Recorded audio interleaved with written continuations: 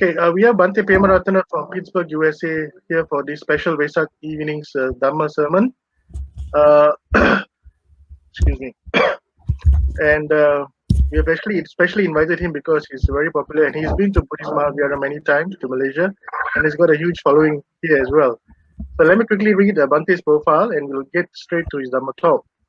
Bhante Dr. S. Pemaratana is the chief abbot of the Pittsburgh Buddhist Center in the US. He holds a bachelor's degree in Buddhist studies from the Pemaratana University in Sri Lanka, a master's in philosophy from the NUS in Singapore, and was also conferred a PhD from the University of Pittsburgh last year. He conducts regular workshops and meditation at his center and also at yoga studios in the greater Pittsburgh area. He also provides spiritual counseling to help Americans deal with the challenges of modern living. So without much ado, I'd like to invite Bhante to start this evening's Dhamma sermon. Bhante? Thank you, Brother Leslie. Thank you for the invitation. And it is great to be connected to every one of you. I hope that you all spend a very fruitful day since this morning. I know that Buddhist Mahavihara has been conducting this online Vesak program since early morning. So I'm very glad that you were part of that and you spend this very important auspicious day in a very fruitful way. So I extend my greetings also to you, and may you continue the rest of the day with so much of wisdom and compassion. And so today I'm going to speak a little bit with you about the Buddha. Definitely, today is the best day that we can talk about the Buddha.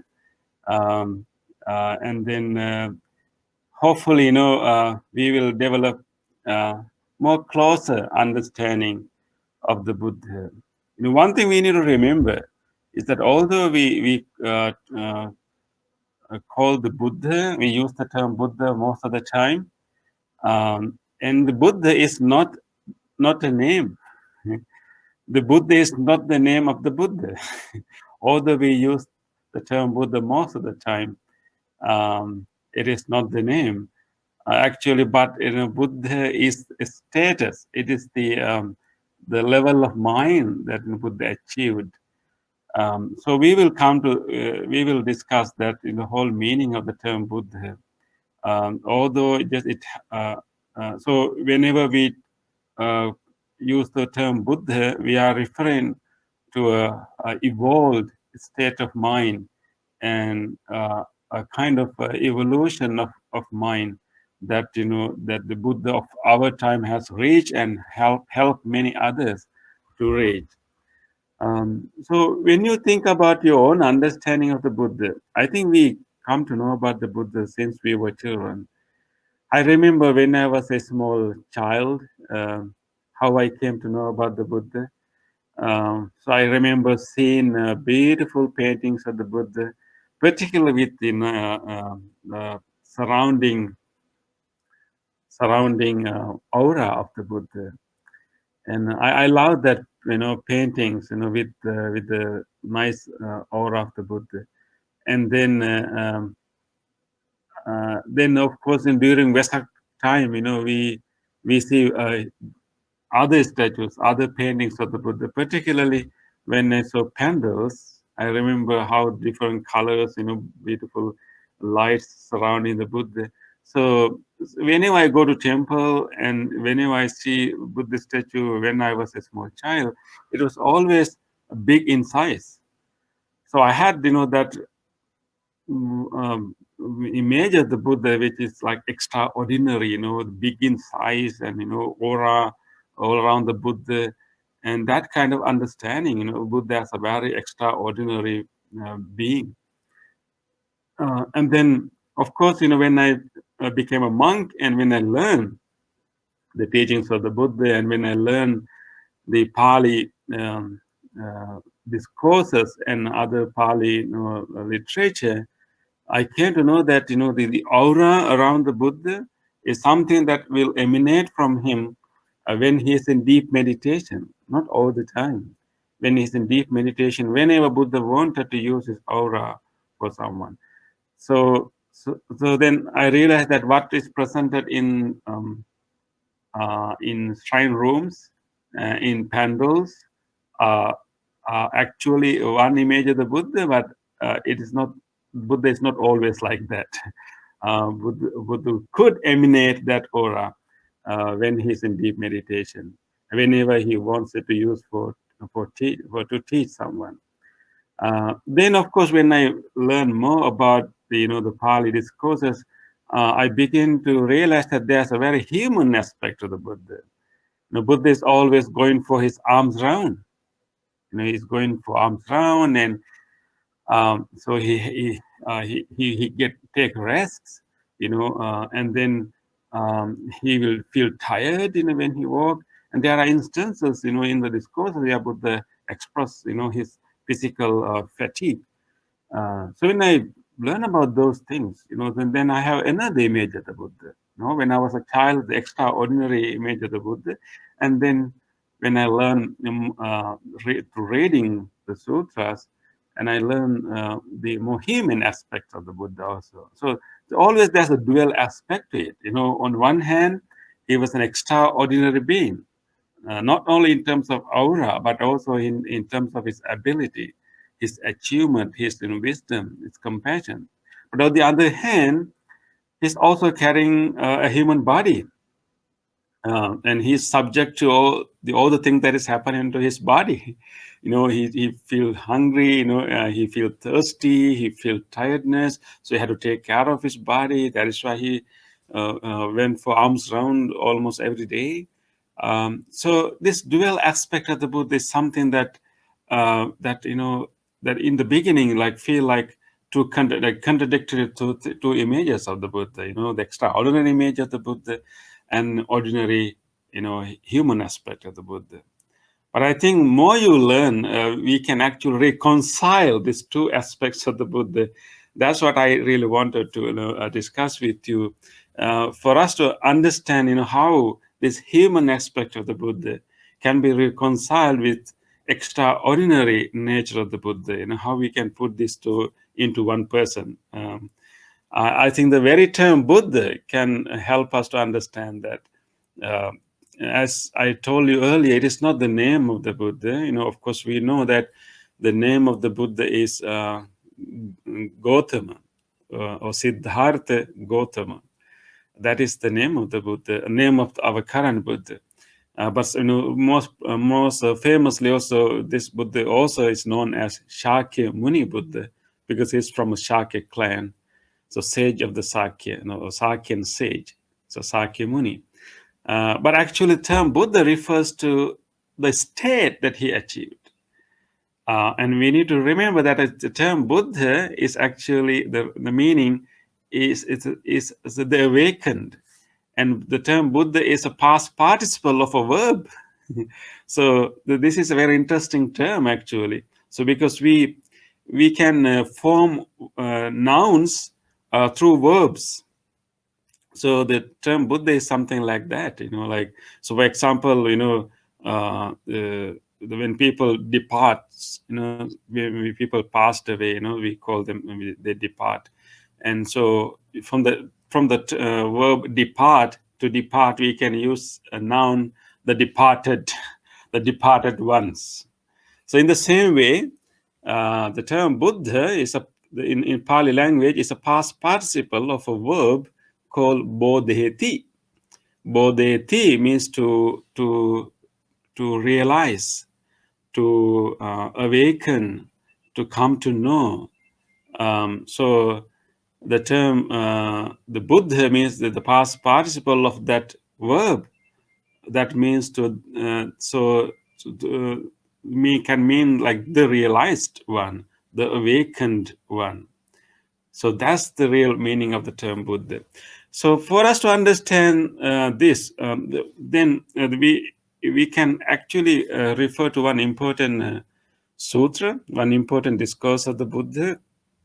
It's called Dona Sutta, and that is one very important discourse for us to deeply understand the real meaning of the Buddha, or who is the Buddha.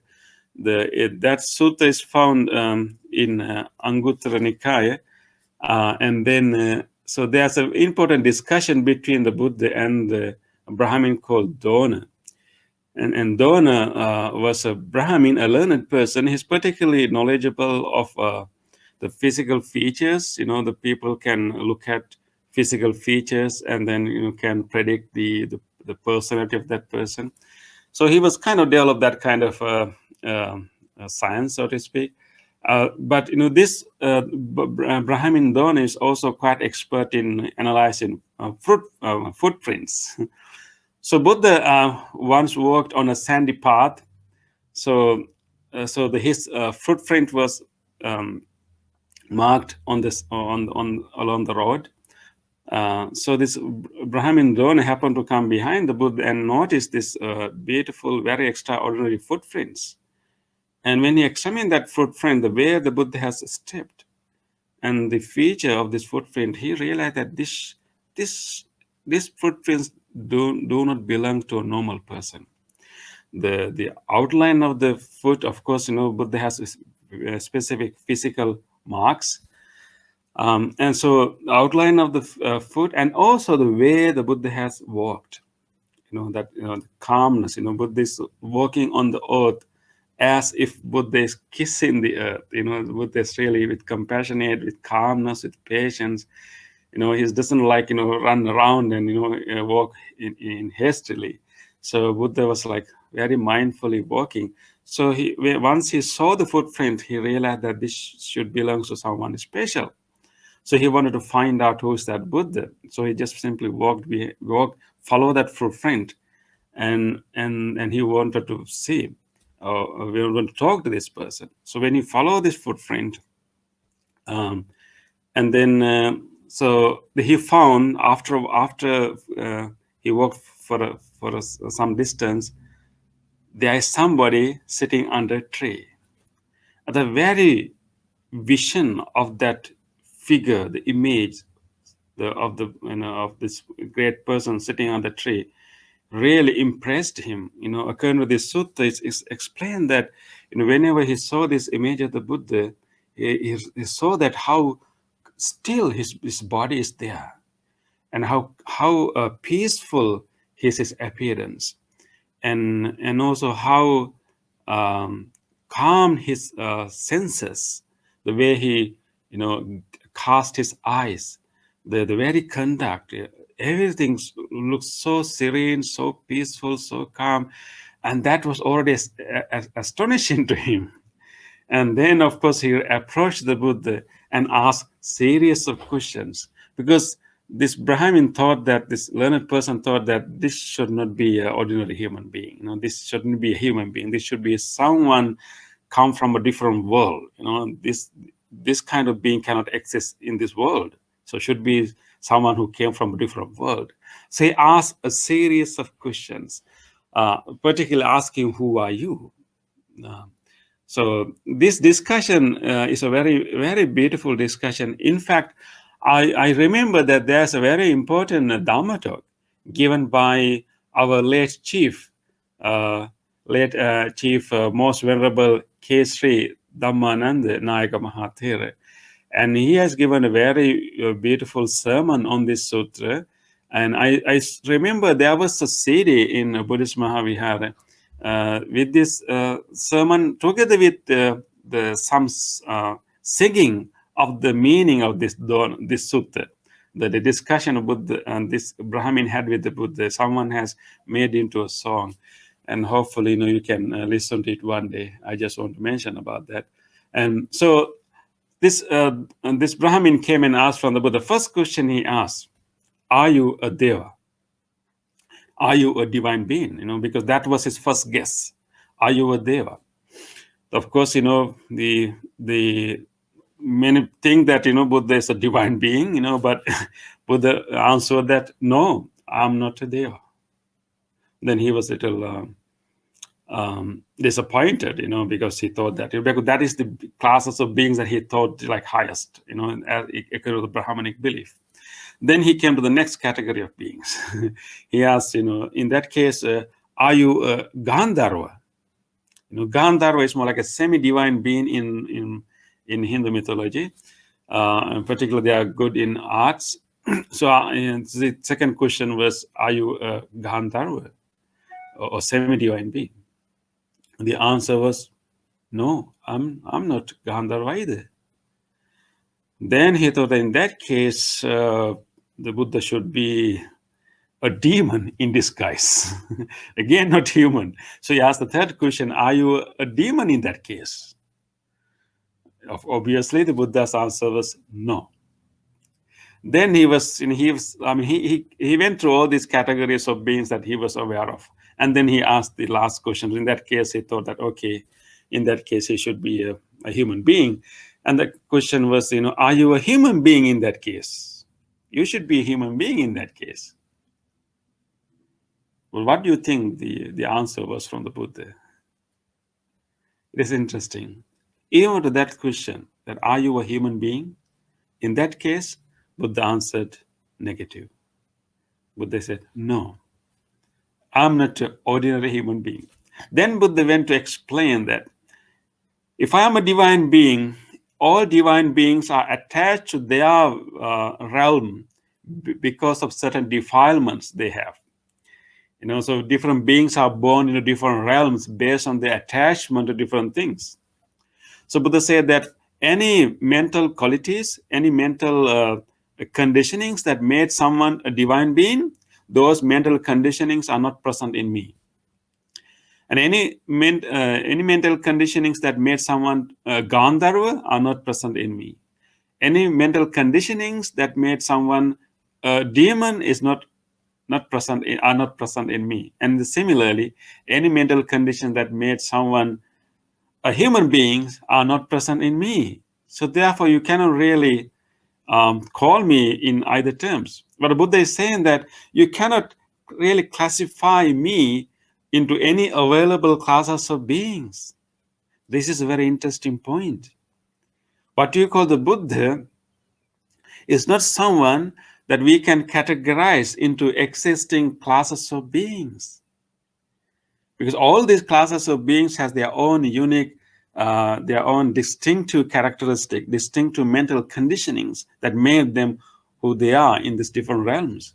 But when it comes to the Buddha, you cannot find those conditionings in the Buddha. So you really cannot classify Buddha into any category of beings. It's beyond all categories of beings.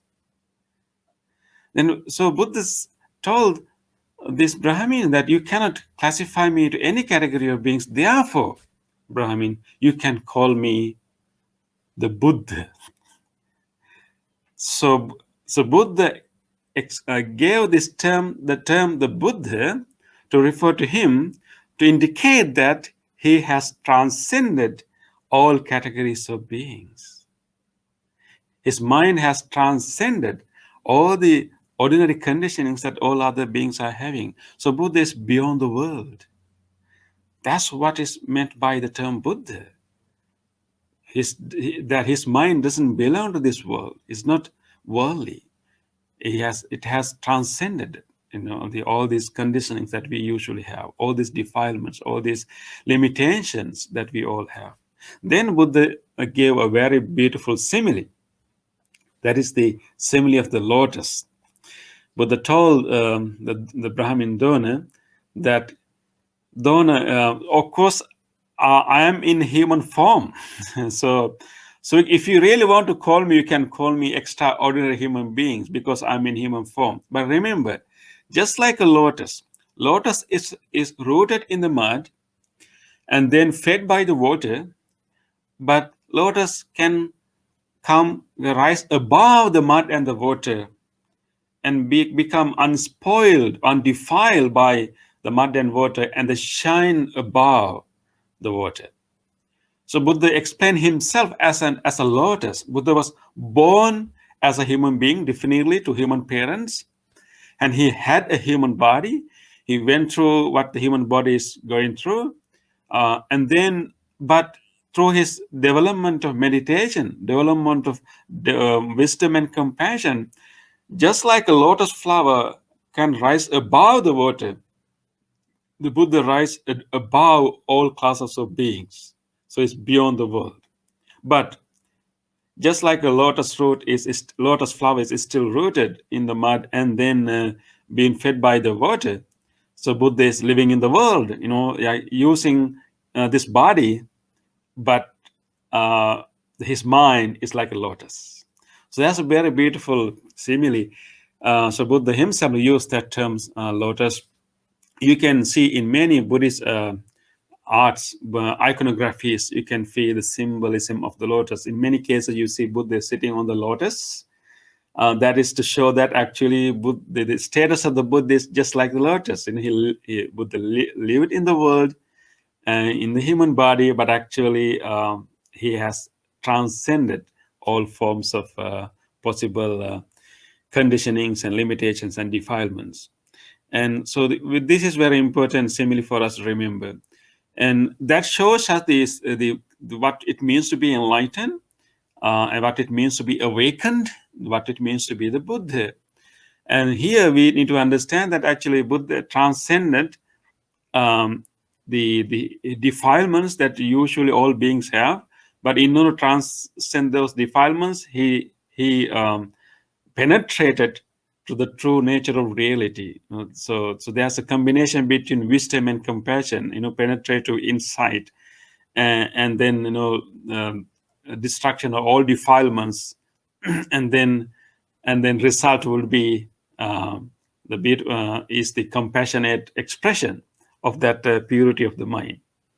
So when I think about this, how rare it is to have to how rare the appearance of Buddha can be in this world, because this the awakened state, enlightenment state, is actually is beyond imagination. All beings are simply conditioned by ignorance and conditioned by defilements, and we all already taken for granted the existence of ourselves. And when we experience the world, we experience different visual forms, we experience sounds, so we experience the world with our senses. So any ordinary being will simply think that however we experience the world, the way we see the world, when you open our eyes, we see all beautiful and of course many things. So whenever we encounter the world with our senses, hearing through hearings, seeing and tasting, we usually think that the world exists outside of us as we experience it. So we taken it for granted. We think that there's a world outside of us as we experience it. The way we experience it, the world is how the world is there. And on the other hand, we also taken for granted an experiencer right here. Someone who is here permanently experiencing the outside world. So any ordinary being have that kind of understanding. There are two types of understanding. One is that there's a world outside there, and that world is exactly what we experience. And the world exists outside there as we experience it. And then there's an experience, a permanent experience right here. And this is how all living beings will feel their body, feel about themselves. But what the Buddha did actually, so instead of, so many philosophies and religions, we try to analyze the world as we experience it. Is it really there? Is it permanent? Or sometimes we try to protect the self. So what Buddha did actually, instead of trying to investigate the world outside, or instead of try to save the whatever we call I here, the Buddha actually turned his attention inward and analyzed how we actually experience this world. So instead of analyzing the world, what Buddha did was actually he analyzed how we experience the world, how we know the world as we know it, exactly in which way we come to know the world. What is the process of coming to know the world? And what is the process that we come in to feel the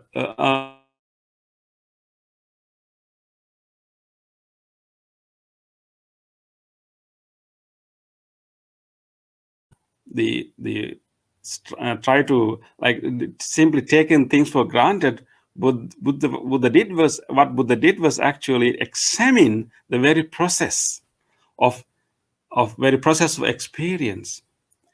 So when we analyze the process of experience, we come to know the world. And how exactly we come to feel the subject inside. And that is the analysis Buddha did. So it's a deep analysis that nobody did before the Buddha. And once he did that analysis, what he realized was completely different from our normal understanding of the world. What Buddha realized is that actually the world we experience is not necessarily the world existing outside there. Our sensory organs is a very important part of this, and our mental categories are a very important part of this. So what we experience is actually partly a construction of ourselves. If we had different senses, we will see the world differently. For example, other beings like devas, other beings like in other beings in different realms, they will experience the same world completely differently. And even animals will experience the same world that we are living completely differently. Of course, butterflies see more colors than we see, right? And dogs do not see as many colors as we see. So one example. And birds can see more colors, even ultraviolet colors. So what would be the world for them? When they open their eyes, what kind of world they are seeing? So that's what Buddha realized, that actually the world we experience is partly a construction of our senses and our mental categories. And then we attach to the world, the world which is not really existing there. We attach the world thinking that world exists outside of us. But actually what we are really doing is that we are attaching to the world that we construct with our sensory organs, with our mental categories. And that realization helped him to open up his mind, and then and also get rid of all forms of attachments and cravings. And so it is almost like all living beings are within this shell of ignorance. Nobody's questioning what the world they're experiencing. Nobody's questioning the subject, the I that is doing this experiencing work. Nobody's doing that. Nobody's analyzing that mechanism. So everybody's in like a shell. So this is like a blindness. We all beings have a certain blindness within. So we have this blindness. It's almost like we are all in a shell. And then becoming a Buddha is like when all beings are within a shell, the only thing inside of the shell, never think about the outside the shell, only staying within the shell, thinking that this is all they can experience. What Buddha is doing is actually almost like someone is like breaking the shell, breaking the egg of the shell. So breaking the shell of ignorance, and then coming out of it and see the world as it is, and realizing that how we construct the world, how we attach to the world that we construct, and taught us to have this deeper realization and get rid of all these defilements that we are creating for unreal things. And this is unimaginable, how one of beings who are in this shell of ignorance, can somehow come out and explain all these things to the world. It's almost impossible. But that is what happened in the case of the Buddha. And Buddha realized that when everybody is in that blindness, when everybody is in that egg, within the shell of ignorance, and Buddha become awake. Buddha penetrated, and Buddha break the shell of ignorance and came to know the reality. And that is extraordinary. And that is what we mean by the term Samma Sambuddho. Samma, perfectly, Sambuddho, self-realized. In fact, actually, there's another sutra where Buddha actually described himself as a chick who actually first broke the shell of the egg. It's called Veranja Sutta, also in Anguttara Nikaya, Veranja Sutta, where Buddha gives an interesting simile of simile of hatching the egg, hatching the egg. The Buddha says that in a population immersed in ignorance, become like an egg, completely enveloped. So this is how Buddha explained the nature of the world. Let me say it again. In a population immersed in ignorance, become like an egg, completely enveloped. I have pierced the eggshell of ignorance. I'm the only person in this world who has awakened to the unsurpassed perfect enlightenment. So in that case, I'm the eldest. This discourse was given by the Buddha in a situation that, some people came into the Buddha and complained that, Buddha uh, uh, did not pay respect to elderly Brahmins. The people who are really very elderly. When they come, Buddha did not pay respect. So when they complained, that Buddha said that, in terms of realization, in terms of enlightenment, I'm the eldest, I'm the senior. There, Buddha is giving this very interesting simile, like, in a population immersed in ignorance, become like an egg, completely enveloped inside the egg. I am the one who pierced the eggshell of ignorance and then became the Buddha. And then taught the same technique, same path for many others to become enlightened in the same way. So that is the real meaning of the Buddha. So we have to be very, we should feel very fortunate. We should feel very lucky, that we are living in a period, where the teachings of the Buddha is available. This hatching of the egg. Buddha has done this, and for us, and he has taught us also to overcome our own ignorance. Do not take the world for granted. Do not take the subject for granted. And realize that whatever defilements we generate, whatever attachment we generate, actually those things that we attach to do not exist the way we experience it. I'm not saying that there's no world at all. There's no objective world at all. I'm not saying that. Buddha did not say that there's no objective world at all. Of course, there are, physical elements out there. Like there are basic 4 elements, but the world do not exist as we experience it. So when we attach to things, we actually attach into the image of those things, not really the things over there. So those things that we attach to do not really exist over there. That realization is very helpful for us to overcome our defilements, to become free from this, attached state of living being. So that's what really Buddha wanted us to realize. So therefore, this simile of lotus and simile of hatching the egg are 2 important similes that we can understand the true nature of the Buddha. And of course, there are so many other aspects of the Buddha. You cannot really, talk about, Buddha comprehensively within a short period of time. We can talk about the Buddha for days and days and days. But I just would like to highlight a few 2 more things before I, wind up the talk. And not only Buddha really came out from this shell of ignorance and taught to the world, the true reality of the 4 noble truths. The 4 noble truths are really telling us in how we develop, how we experience, how we construct our suffering based on our ignorance and craving, and how we can overcome it. That's the real path Buddha has taught. So Buddha has so many other special abilities, and he was a very skillful teacher. Very skillful teacher. So not only Buddha became enlightened, Buddha also started to teach, and also Buddha established a community of disciples. That is the best gift Buddha has given to the world. Establishing this community of disciples, the monks, nuns, and lay male followers and lay female followers, upasaka and upasikas. And this establishment of this community is a great contribution of the Buddha to the whole human civilization. And this is the society that Buddha created.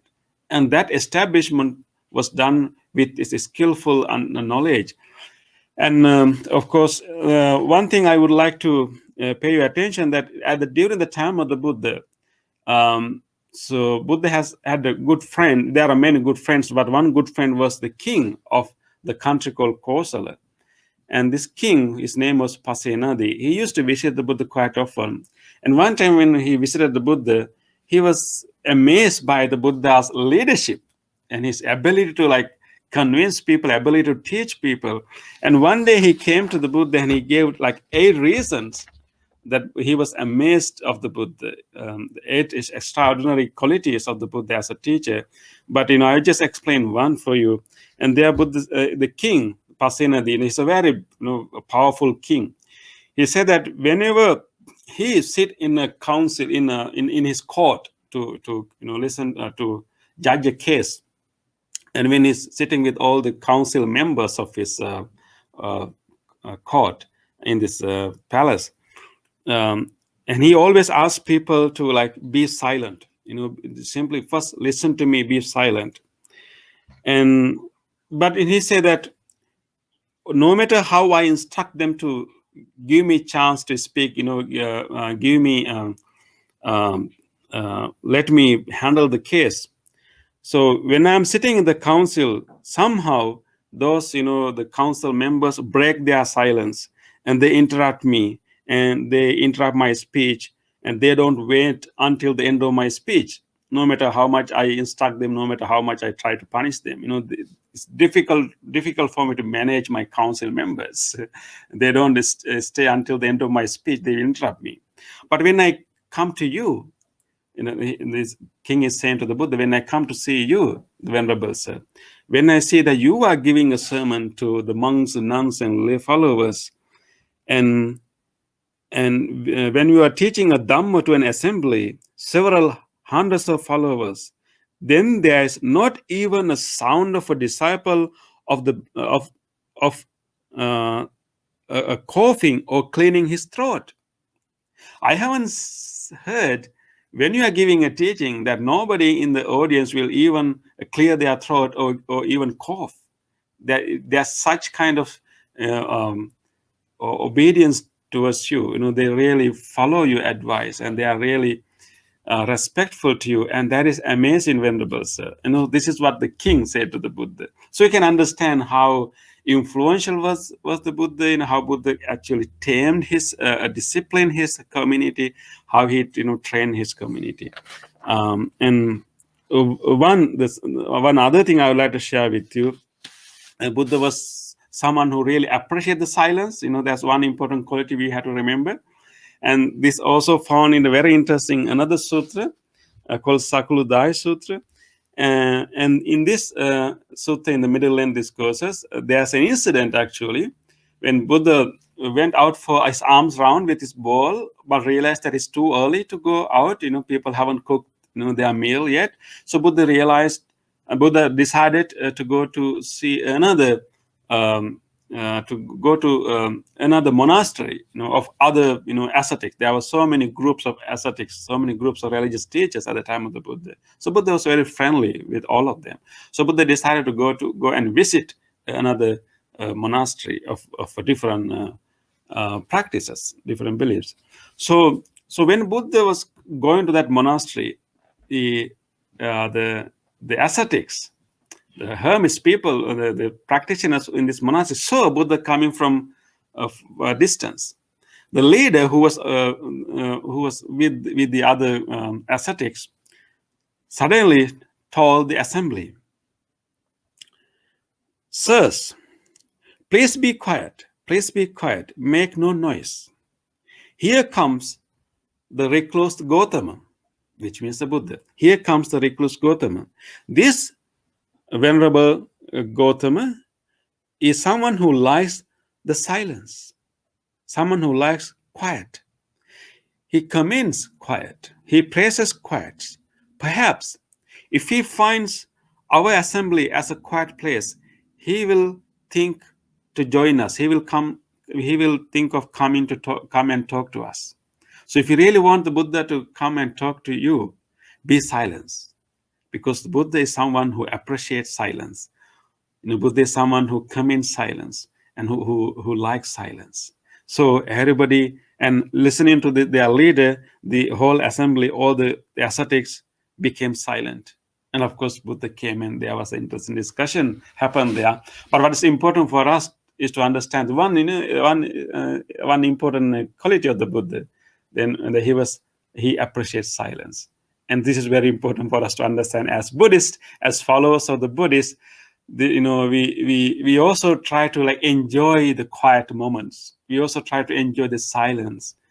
And silence can teach us so many things. When you speak, you don't learn new things because you are just talking, but if you listen, you learn a lot. One thing you have to remember that whenever you talk, you don't have a chance to breathe.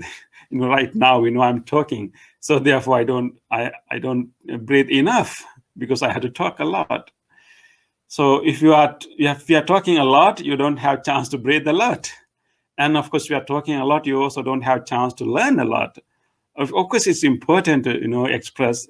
I'm not asking to be silence all the time, but actually we need to like appreciate silence. Silence are the moments of wisdom. Silence is something that we can turn our attention in and experience what is happening here. It is with the silent mind that we get glimpses of insights. So just remember that. So I like to stop right here, just to summarize what I covered in this short sermon.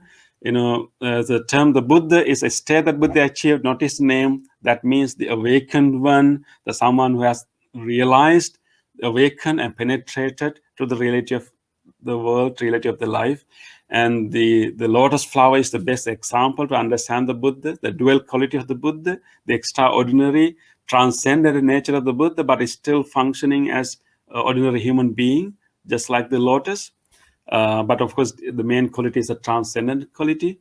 And the other simile Buddha gave is the simile of the egg, or the hatching of the egg.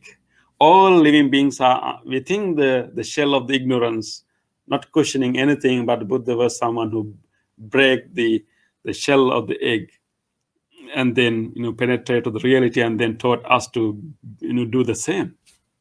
And then Buddha was a skillful teacher, and he appreciates silence. So I hope that these things will help you to be little bit more closer to the Buddha. But now I would like to open the floor for any questions and discussions right now. Yeah.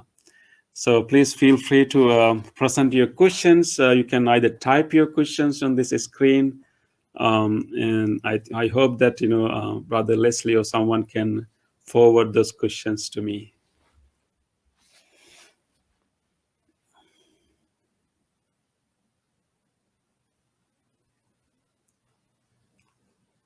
Yeah, you have to unmute your mic, Brother Leslie. Sorry. Yeah. Thank you for an excellent sharing, Bhante. Welcome. Yes. But surprisingly, we do not have any questions. Okay, I think there's I one. can continue the I can talk more about the Buddha until But more I think, questions hang come. on. I think there is a question. Okay. How do we respond? But this is not. This is this is not really based on the topic today. It's a bit off the topic. Would you like to look at it, Bhante? Yeah, maybe I will explain the one aspect of the the quality of the Buddha, and then we'll come to that. Okay. Okay. Yeah. So one thing I would like to elaborate more is actually the Buddha's scope of knowledge. The how vast was the knowledge of the Buddha, because he was able to like break the shell of the egg and penetrate to the reality, and he has such a vast scope of knowledge. But of course, Buddha only shared with us what is really relevant to our liberation. He knew so much, but he did not simply try to tell us everything. See, he taught us only what is relevant to our liberation, our emancipation, our purification of our mind. So one time, I would like to say that in one time the Buddha was working in a forest called Sinsapa, together with disciples, and then Buddha went down and took a handful of grass, handful of leaves to his hand, and asked from the monks, "What do you think, monks? What are more numerous? This leaves I have in my hand, or the leaves that is in this whole forest?" Of course, obviously, the monks answered that leaves on in your hands are a smaller amount, and if there are much more leaves all over this forest. And Buddha said that in the same way, monks, those things that I have known with direct knowledge are numerous. I have not taught those more numerous things to you. And why I haven't taught them to you? Because they are not connected with the goal, and they do not relate to the rudiments of the holy life. They do not lead to the liberation of your mind, and they do not lead to the direct knowledge and self-realization or to the nibbana. That is why I have not taught them. So you have to remember that Buddha knew about this whole cosmic systems. His scope of knowledge is so vast. That is why we have such a great respect to him. So he has only taught what is necessary for us, for our own realization, for our own liberation. Yeah, that also. And other than that, I should also remember that Buddha has a special set of skills because of his development of his mind. He has ability to remember his past lives.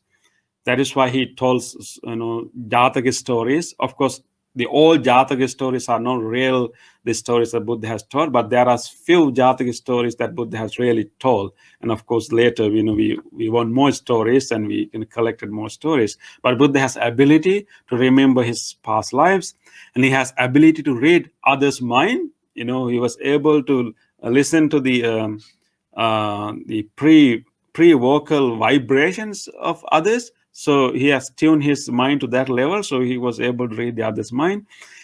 And of course, he was also able to see the death and the appearance of beings in different realms with his the ability of divine eyes, and also he was also able to see the levels of defilements in each being. When someone comes to listen to the Buddha was able to see how much greed this person has, how much hatred this person has, as what is the most dominant defilement this person has, and then based on that he will give appropriate teaching. So he has that capacity, that ability. So Buddha is endowed with so many special knowledges, and that is why we call Vijja Charana Sampanno. Vijja Charana Sampanno, endowed with special kinds of knowledges and conducts.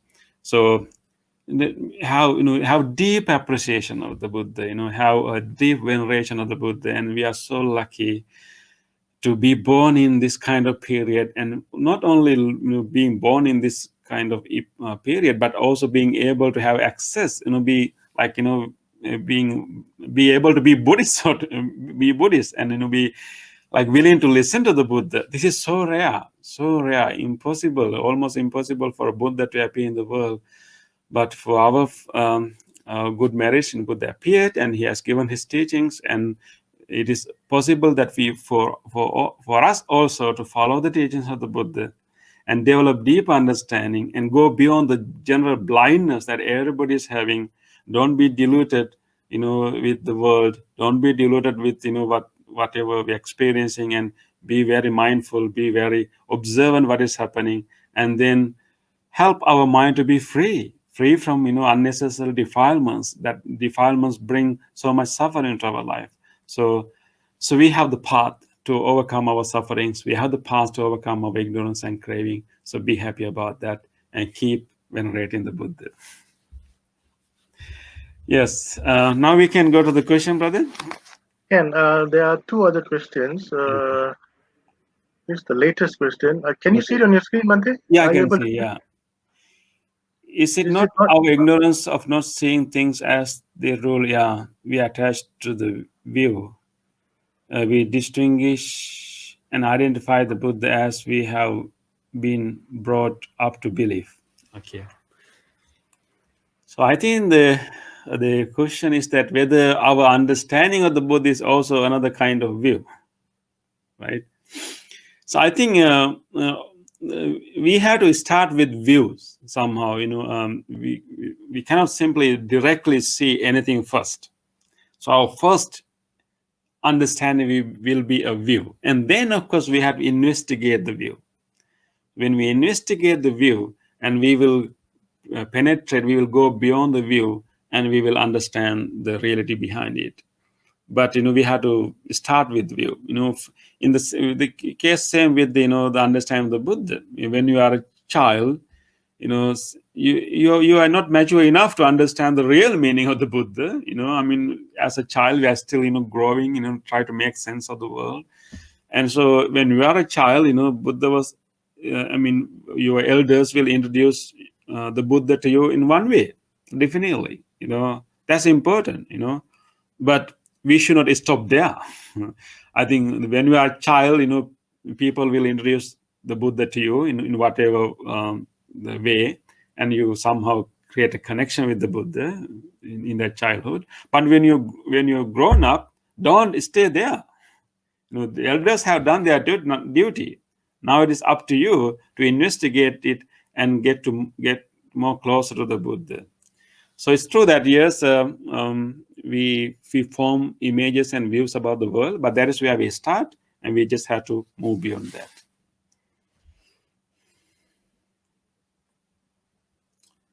Is there any other questions, brother? Uh, yes, Bhante, there is one more question. That was, as I mentioned earlier, Yeah. totally off. Wait, let me find that question for you. It's a long question. Can you read again, Bhante? You saw the Holy Order in the years where majority of Christians do you face antagonism views towards Buddhism there from.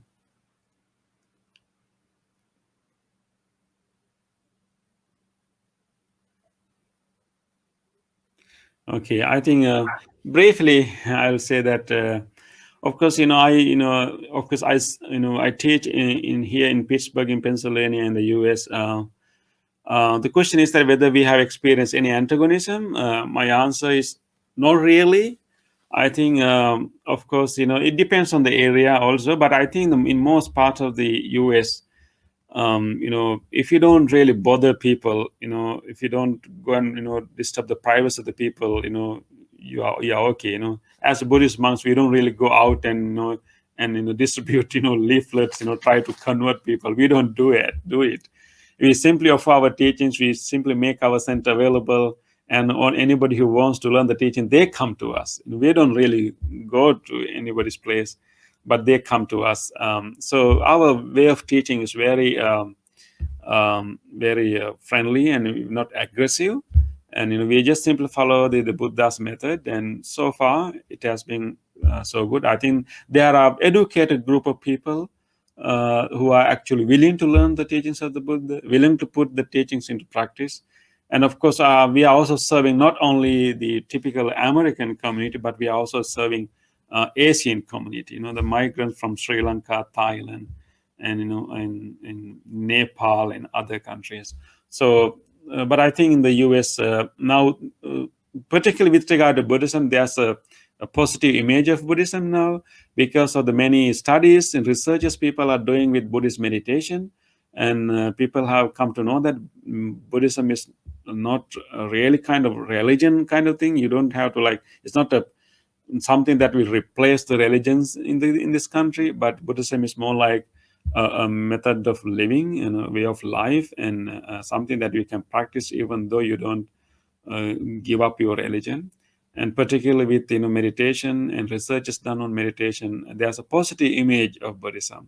So therefore, it is very convenient for us to go and for us to talk about Buddhism. I think the one other element in the question is that somebody says that Buddha predicted the arrival of Jesus Christ.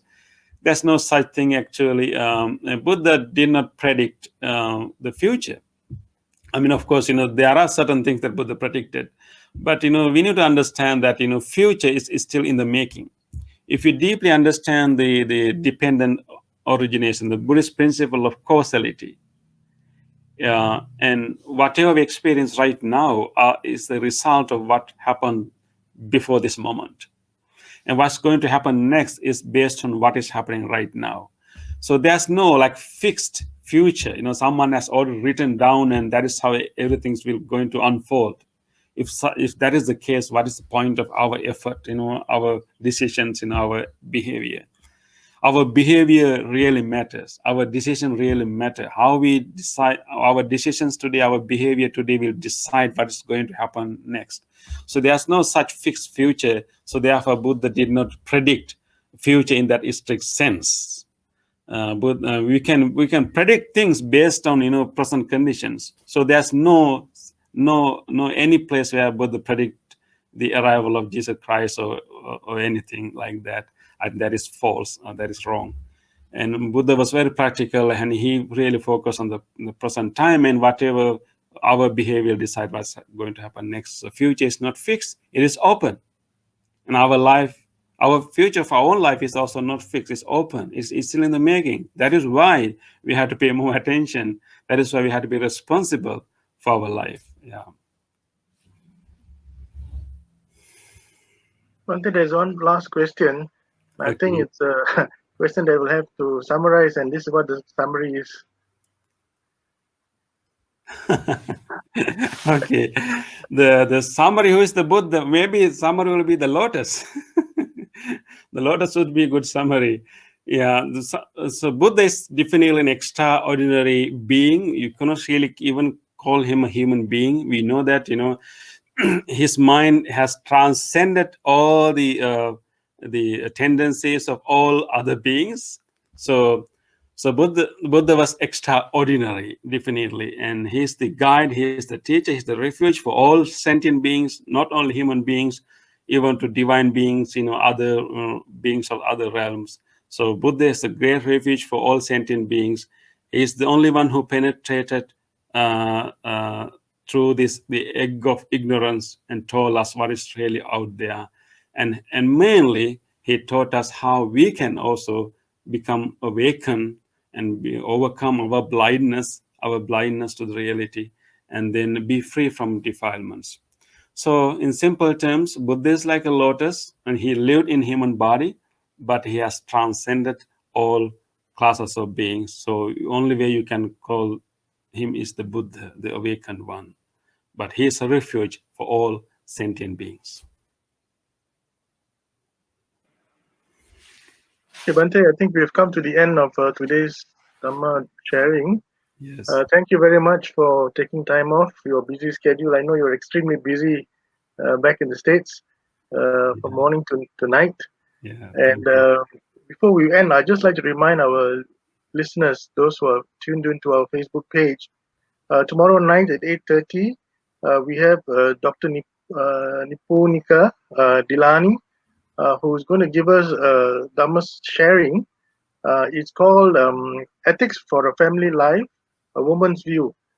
So I think this should interest many female viewers. So do join us tomorrow night to listen to Dr. Nipunika. And before we end, Bhante, would you like to transfer the merits to the Devas and the dearly departed? Thank you. Yeah, I'm so glad that you had such a nice, beautiful day, a wholesome day today. This will be a real offering to the Buddha. We can offer the Buddha through material items like flowers and candles, but we can also offer the Buddha by our practice. So I think you can dedicate all your practice today you did as an offering to the Buddha. That will be the offering that Buddha will appreciate the most. So I'm very glad that you had that, and you also now listen to the Dhamma, and I'm very grateful for all the people who sponsored this Dhamma talk. And let us now take this moment to dedicate the merits. We can think about all the goodness we generated since this morning, and also by listening to this Dhamma and contemplating on the nature of the Buddha. The more we reflect and contemplate on the nature of the Buddha, our mind becomes pure and purified. By making our mind purified and wholesome, we generated so much of merit, so much of good karma. Let us now generously share these good merits with everyone else. First of all, let us share these merits with our departed relatives, people who have passed away, people who loved us so much, people who are no more with us today. Let us share this marriage with all of them. Particularly today, let us dedicate our marriage to beloved father of our Bhante Siridhamma, our resident monk in Buddhist Mahavihara, and also the principal of Sunday Dhamma School. And let us dedicate this marriage to his father, uh, uh, his late father Pemaratana, and may his Bhante Siridhamma's father, Ranchagode Pemaratana, may he rejoice in this marriage. May he benefit from this marriage. May he has a smooth transition to his next existence.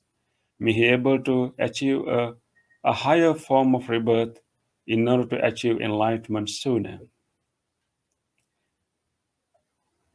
Let us also share this marriage with all of your departed relatives. You can bring whoever relatives you would like to share this marriage with, and may all of them, including the father of Bhante Siridhamma, Father Premadasa, and all other relatives, may they all share this marriage.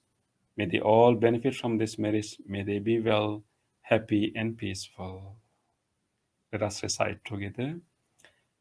Idang mi ñātinang hotu sukita huntu ñātayo. Idang mi ñātinang hotu sukita huntu ñātayo. Idang mi ñātinang hotu Sukita huntu ñātayo. Let us also share this marriage with all other living beings. If there's any living being in this world who like to share this marriage, may all these beings, including divine beings and all other beings in other realms, may they all share this marriage.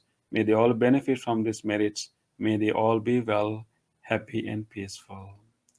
Ettavata che ammihi sambhatang punya sampadang sabbi deva anumodantu sabba sampatti siddhya ettavata che ammihi sambhatang punya sampadang Sabbe bhuta anumodantu sabba sampatti siddhya ettavata che ammihi sambhatang punya sampadang sabbe satta anumodantu sabba sampatti siddhya. Sadhu, sadhu, sadhu. So, Bhante, we've come to the end. So once again, on behalf of the Committee of Management and also the members of the Mahasangha from Buddhist Mahavihara, let me take this opportunity to thank you once again and hope you had a good Vesak. Yeah, most welcome. So your Vesak is about to start, ours is about to end. Yes. Yeah, So we will have programs over the weekends too. Yeah. Just like us, we will carry on throughout this month. We'll have a number of talks as well. Yes. So have a pleasant evening, everyone, and see you again tomorrow night. Thank you, Bhante. Sukhi Hotu. Welcome.